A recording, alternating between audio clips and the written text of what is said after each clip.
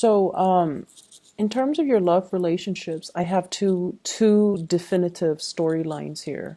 So take what fits for your situation, okay? And because I feel like I'm speaking to two groups of people, but the underlying energy is that there is for those in relationships, I feel like there's third party situation, there's third party interference in your relationship, as well as some of you honestly potentially stepping out on your relationship partner. And I feel like the energy is sort of like split this way. So I want to talk about, first of all, the person that you're dealing with. Okay, this is the partner. And for those of you in a partnered relationship, I feel like it's a marriage, and I feel at least, this is somebody that's been given a title. So we have here the Empress. And because it's somebody that has a definitive role, I feel like, this can be a wife, a husband, or even a girlfriend or a boyfriend, somebody with status, somebody that has been given a title. And the way that this person is, they're very maternal, they're very nurturing, very, very caring. And they do a lot in order to maintain the household. They also do a lot in order to maintain stability within a dwelling, within a family unit. They are also the bearer of traditions. And they keep the customs alive. They keep the household running. They keep the kids nice and clean and well fed, and they put them to bed. And you're dealing with somebody that embodies the energy of love, nurturing, and abundance. On the negative side of this person, I feel like they can be a little bit controlling. They can be a little bit materialistic or a little bit frivolous, a little bit too much into the way that they look, the way that they are seen by the outsiders, or the way that they are seen by their family. But this is somebody who is very, very strong. They have, generally a very good sense of like a moral compass, and they operate from a space where they like to take care of people, they like to nurture. They can also have a lot of suitors because this deals with beauty, it deals with harmony, beauty, and just appearance. So they could have, a lot of people vying for them. They can be very beautiful personally, or at least in your eyes. And I feel as if, with this Empress energy, and it's right next to the High Priestess. The High Priestess, usually in the traditional Rider-Waite deck, it's like the hidden woman, okay? The mister or the mistress, the person that we are keeping on the side, or the person that is not in the public eye. So for many of you, I just see this opposition here between the Empress, the person that you're seen in the public eye with, and the High Priestess, the person that's kind of like operating and working behind the scenes. And I feel as well that, you're divided between two people. You might also have two people that are in your environment that you're juggling, or you're stepping out on a relationship. What's coming in at the beginning of the deck, the spread here, is the Seven of Swords. And the Seven of Swords is a situation where it's not entirely upfront and honest and seeing the light of day. It's like keeping things from, it's like holding back on communicating whole truths, okay? Hiding things, keeping things under wraps, keeping things hidden. So it's sort of like all these questions are coming at you, and you're kind of dodging or being evasive. Or at least if this is not coming from your end, somebody is dodgy or being evasive when it comes to, trying to get to the bottom of things, trying to get answers, trying to get some type of clarity in a situation.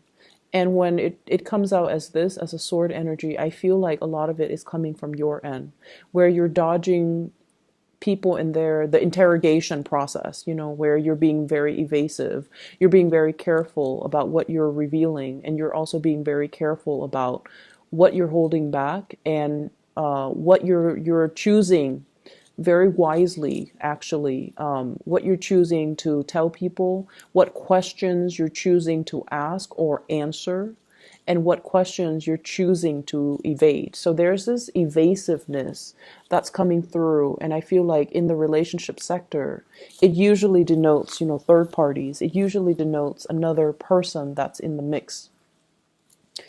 I'm also feeling as well that you could also be dealing with somebody that is like this, where they're keeping some information hidden from you and you're trying to find out. You could be getting to know this person and you might see this person as the one that you want to, build a relationship with. But there is some sense of like, they're either in your eyes being evasive or they're kind of mysterious. They're kind of hard to pin down. And because of it, the attraction between you and this other person is very, very, it's felt on a very spiritual, on a very deep rooted level, as well as this sense of bewilderment, this sense of mystery, this sense of wanting to possess another person, wanting to know them inside and out, wanting to ask these questions. But for whatever reason, you're going about it, asking the questions in a very roundabout way. And I feel like the energy flows both ways, okay? For others of you, you could be dealing here with a fire sign. We have here the Knight of Wands. This is somebody that hails from a foreign place, from a foreign land. And I usually associate it with this with Sagittarius, which is your polar opposites. But it could be, another, whatever fire sign, Sagittarius, Aries, or Leo, Sun, Moon, or Rising. This is someone who's quite passionate. They don't stop in one place for too long. It's like, the Rolling Stone gathers no moss. They have that mentality. They're very here today, gone tomorrow. They're very exciting. They're very passionate. They go after what they want. And I feel almost like relationships are nice in their lives, but they're kind of like the nomad. They're constantly looking for new pastures. They're constantly looking for new adventures. They're constantly looking for new land to explore, to roam, to conquer. And I also feel as if you're involved with this person, there's a lot of things in their past that you're trying to figure out. But I don't know why. It's just the communication is not very straightforward. It's almost like you both are feeling this really strong attraction towards one another, but there's a sense of like, they're like this. Can I trust them? Or they're also wondering, the Gemini person is like this. Can I trust them to be truthful and faithful? And then you're wondering, can I trust this person to be truthful and faithful as well?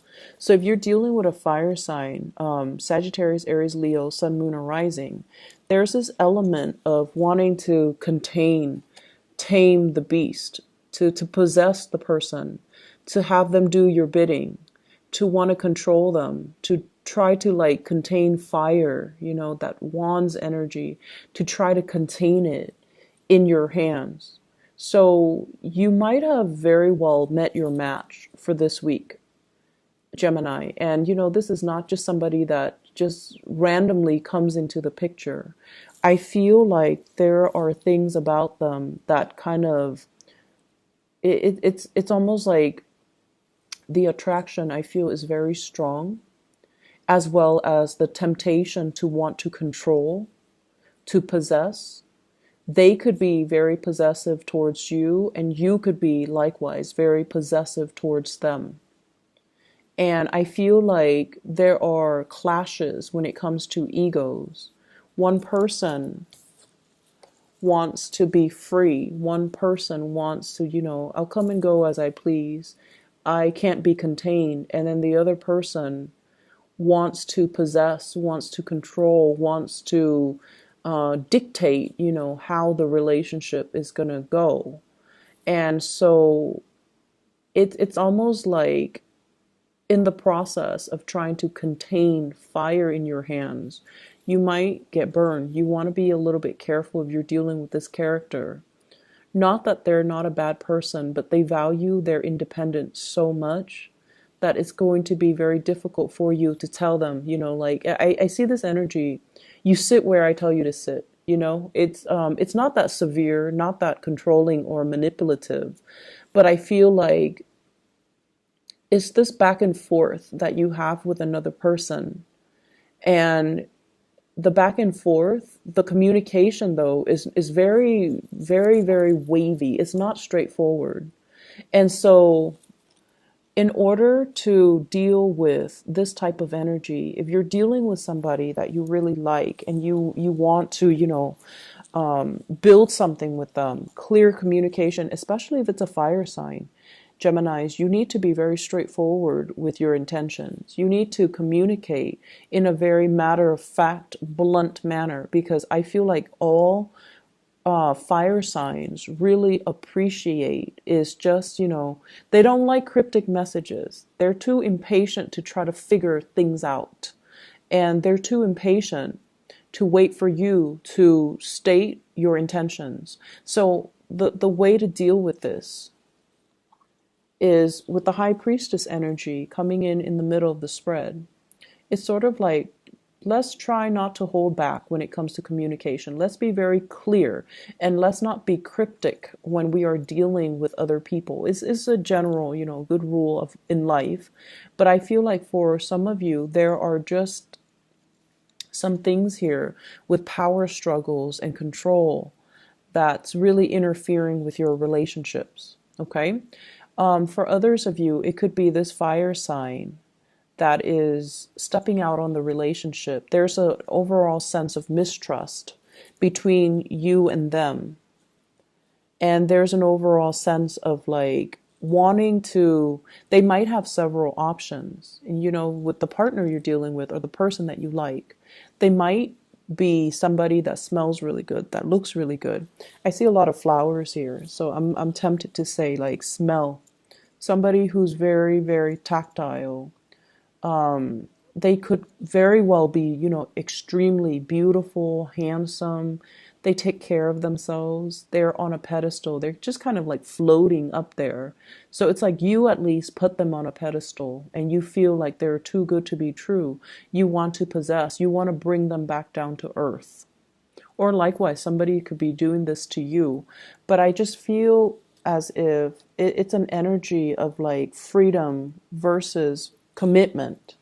And it's an expansive energy as well that deals with, it's stirring up some insecurities from both parties.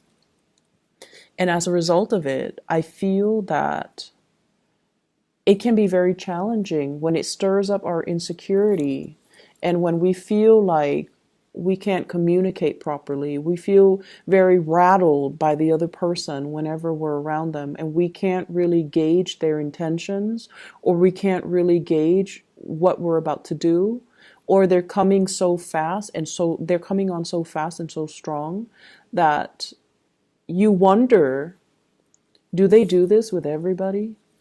Am I just, one of their groupies? Am I just one of the person that's following their lead, or do they actually have a specific place in their heart for me? So I feel like it's stirring up some anxieties as well as some insecurities within you. It's exciting. It's very exciting, but it's also very topsy-turvy. And so what you decide to do, I feel, is that you need to take control of the situation and you need to have some type of clear and straightforward communication. So rather than, keeping them at bay and potentially driving them away, if you really like them, you want to have some type of a mutual understanding, agreement, consensus, or at least, allow them to kind of just understand where you're coming from. Because I feel an energy of like, you can leave, just go, I don't need you. But deep down, you do need them. You want them to come back, but you want to play it off. You want to appear aloof. And so I feel like there is some there are a lot of cues, things that are lost in translations.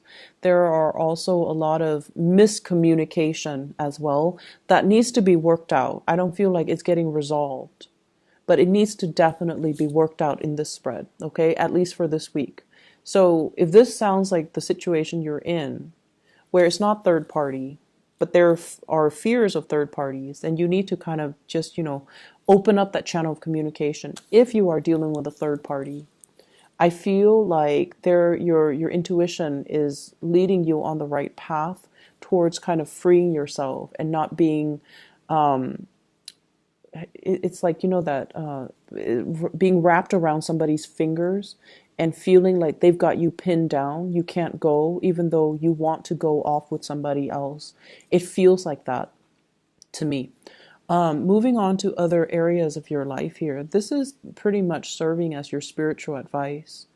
And what I feel overall is you are going to be playing mediator this week, okay? And I see some issues when it comes overall here to dealing with people, giving advice to people, being kind of like the onlooker in a conflictual situation. So for many of you, you might be, you might work as a therapist. You might play therapist for family members. You might play therapist for friends. You might be as well playing therapists for coworkers who are not getting along, who are competing with one another, who are working at cross purposes with one another, who are not communicating very well. And so you're going to be kind of like the person that they all go to vent their emotions, to vent everything that they're feeling. So whatever, frustrations other people are dealing with, they're going to come to you, and you're going to be kind of like that shoulder for them to cry on here with this Queen of Cups. And I also feel, this is family, this is friends coming in, as well as people in the workplace, not so much coworkers, maybe even people that you're managing, supervising, teaching. There's a big element here about training, learning a new craft, learning a new skill.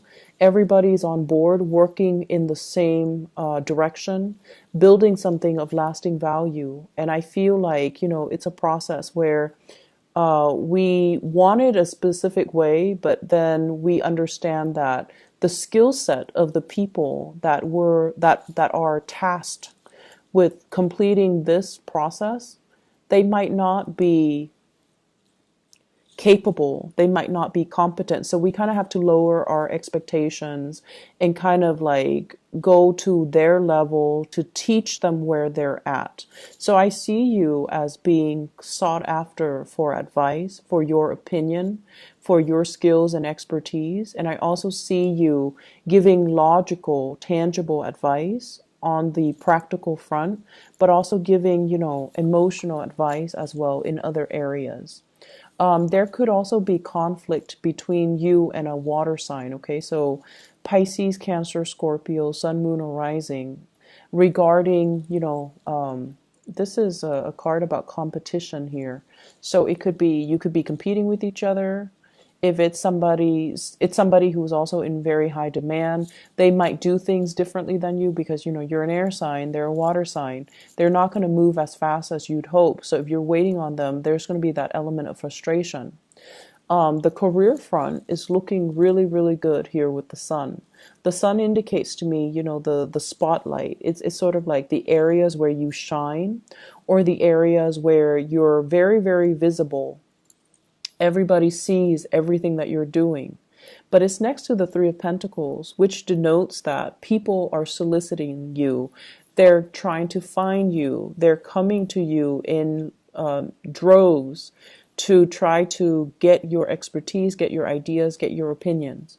So I feel like you're giving off advice, and then the other person stalls, and they're trying to, work one step at a time.